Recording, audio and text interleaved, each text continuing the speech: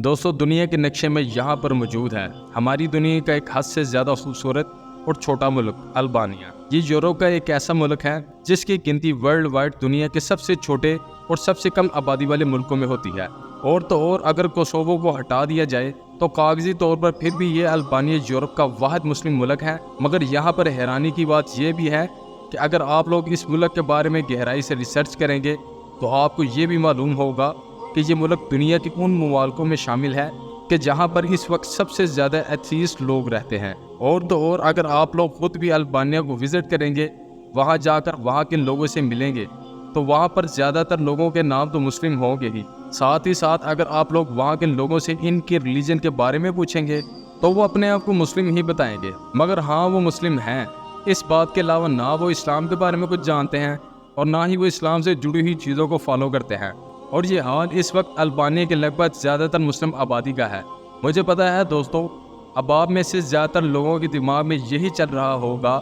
कि आखिर में ये कैसे पागल वाली बातें कर रहा हूँ, क्योंकि पहले तो मैंने आपसे कहा कि अल्बानिया यूरोप का एक मुस्लिम मुल्क है, फिर आपसे कहा कि यहाँ पर सबसे ज़्यादा एथीस्ट पाए जाते हैं, और आखिर में ये भी कह डाला कि यहाँ के ज़्यादातर मुसलमानों को तो इस्लाम के बारे में कुछ पता ही नहीं है। आखिर ये तीनों बातें तो आपस में एक दूसरे के बिल्कुल उलट पुलट होती जा रही हैं। मगर इस पूरे मैटर को समझने के लिए आपको इस मुल्क की इस दर्दनाक और ख़तरनाक कहानी को जानना भी ज़रूरी है कि जिसको याद करके आज भी अल्बानिया के लोग काम जाते हैं। शुरुआत करें तारीख से तो इस्लाम अल्बानिया में 12वीं-13वीं सदी में ही आ चुका था, मगर जो असली बदलाव शुरू हुआ वो 15वीं सदी के आखिर में, उस वक्त के जब इस इलाके पर ऑटोमन एम्पायर ने दोबारा कंट्रोल हासिल किया। क्योंकि इसके बाद लगातार अगले कई सदियों तक ये सल्तनत उस्मानिया के ही अंडर में रहा, और उस दौर में इस पूरे इलाके में इस्लाम बड़ी तेज़ी के साथ फैलता रहा। और एक वक्त वो आया कि जब इस पूरे इलाके में रहने वाले 80 से 90% लोग मुस्लिम थे।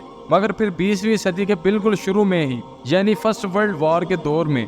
जब सल्तनत उस्मानिया कमज़ोर होना शुरू हुई तो बाकी इलाकों की तरह यूरोप के भी अब सारे इलाके एक एक करके अंग्रेज़ों की मदद से सल्तनत उस्मानिया से अलग होना यानी टूटना शुरू हो गए। इस दौर में एक एक करके यूरोप के ये जो सारे इलाके सल्तनत उस्मानिया से अलग हुए थे, इनमें से एक अल्बानिया भी था जो 1912 में फाइनली सल्तनत उस्मानिया से अलग हुआ था। मगर खास बात ये थी कि बाकी जितने भी इलाके सल्तनत उस्मानिया से एक एक करके अलग हुए थे, अब वो चाहे ग्रीस हो या बुल्गारिया हो या इस तरह के सारे मुल्क, तो इनमें जितने भी मुसलमान रहते थे, उन्होंने जब ऐसे हालात देखे तो इनमें से ज़्यादातर लोग फ़ौरन टर्की की तरफ चले गए, यानी टर्की में ही उन्होंने पनाह ली, क्योंकि इनको अपना फ्यूचर सिक्योर नहीं लग रहा था। मगर अल्बानिया एक ऐसा मुल्क था कि सल्तनत उस्मानी से अलग हो जाने के बाद भी इसके ज़्यादातर मुस्लिम टर्की जाने के बजाय खुद अल्बानिया में ही रहे। यही वजह है कि जब सल्तनत उस्मानिया ख़त्म हुई और दुनिया का एक नया नक्शा सामने आया, तो इसमें अल्बानिया यूरोप का वाहिद मुस्लिम मुल्क था। इस मुल्क में आबादी के हिसाब से तो भले ही आम मुस्लिम ज़्यादा थे, लेकिन ये सारे मुस्लिम इकोनॉमिकली, पॉलिटिकली और सोशली काफ़ी कमज़ोर थे। यही वजह है कि ये मुल्क अब इस सिस्टम के अंडर में आ चुका था कि जिस तरह का सिस्टम फर्स्ट वर्ल्ड वॉर के बाद टर्की में भी देखने को मिला था। मिसाल के तौर पर सबसे पहले तो यहाँ के मुसलमानों को रिलीजन बेस पर टारगेट करना शुरू किया गया। अरबी ज़ुबान पर पाबंदी लगाई गई, बाकायदा अरबी कुरान को बैन करके एक नए तरीके से अल्बानी की ज़ुबान में कुरान लिख दिया गया। हिजाब पर, एक से ज़्यादा शादी पर या फिर इस तरह की और भी चीज़ों पर पाबंदी लगाई गई, और साथ ही साथ मस्जिद में नमाज पढ़ने को काफ़ी लिमिटेड कर दिया गया। यहाँ के मुसलमानों के लिए ये सब कुछ भी कम था, और क्योंकि असली खेल तो सन 1944 और 45 के दौर से शुरू होने वाला था कि जब अल्बानिया की पॉलिटिक्स पर पूरे तरीके से कम्युनिस्ट लोगों का कब्जा हो गया और मुल्क की कमान आई एक ऐसे एथीस्ट इंसान के हाथों में कि जिसको एनवर होक्सा के नाम से जाना जाता था। ये एक ऐसा डिक्टेटर था कि जिसका ये मानना था कि रिलीजन यानी कि जो मज़हब वगैरह होते हैं ये एक जहर की तरह है, और जब तक इन चीज़ों को ख़त्म नहीं किया जाएगा तब तक मुल्क की तरक्की हो ही नहीं सकती है। बस इसी इरादे के साथ अब इसने अपने पूरे ही मुल्क में सारे ही मजहबों के खिलाफ, वो चाहे ईसाइयत हो या फिर इस्लाम हो, एक क्रैकडाउन शुरू कर दिया था। सबसे पहले तो इस डिक्टेटर ने इन ईसाई पादरियों वगैरह के खिलाफ मिलिट्री ट्रायल शुरू किया, जिन्होंने शुरुआती दौर में ही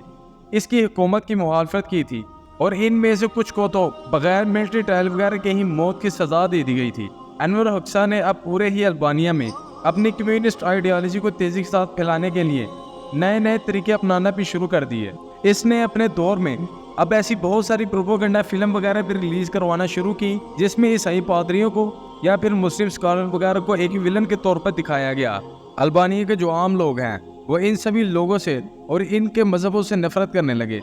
انور حکسا اپنے اس مقصد میں کامیاب ہونے بھی لگا کیونکہ اب ان ساری چیزوں کا اثر زمین پر دکھنے لگا تھا۔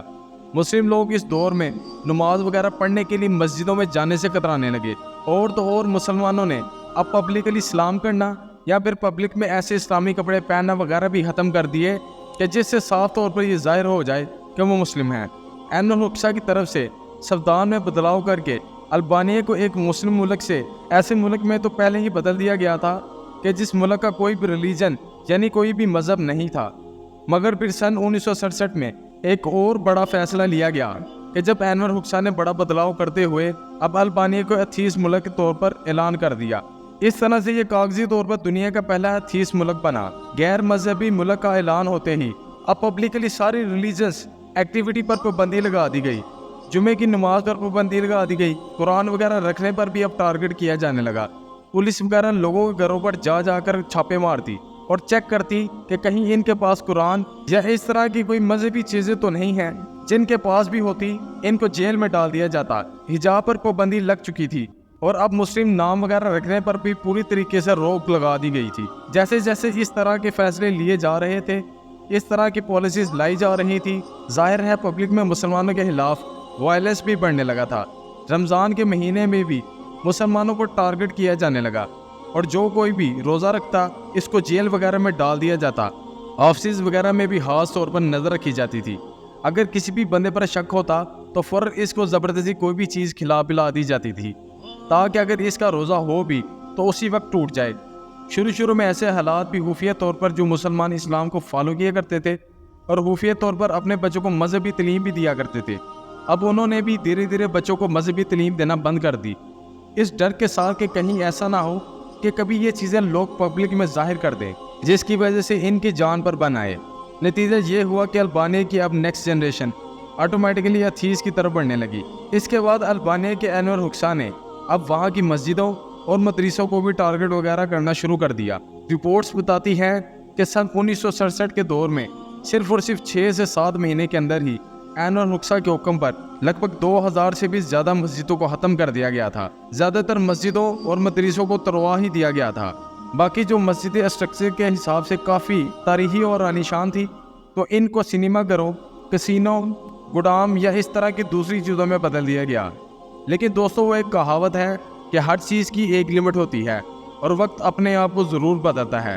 ہمارے اس فانی دنیا میں ہر چیز کو زوال ہے۔ سن 1985 میں ویل چیئر پر موجود ایک لمبی بیماری سے جھیلنے کے بعد انور حکسا کی موت ہو گئی۔ ساتھ ہی ساتھ اس دور میں پوری دنیا کے اندر اس کمیونسٹ آئیڈیالوجی کا جو گاڈ فادر ہوا کرتا تھا، یعنی کہ USSR، کہ جس کو ہم سوویت سنگھ کے نام سے بھی جانتے ہیں، اب وہ امریکہ کے مقابلے میں کافی کمزور پڑ گیا تھا، جس کی وجہ سے اب البانیہ میں بھی کمیونسٹ آئیڈیالوجی اور اس کی پارٹی وغیرہ سب دم توڑنے لگی۔ نتیجہ یہ ہوا کہ 1992 میں ہی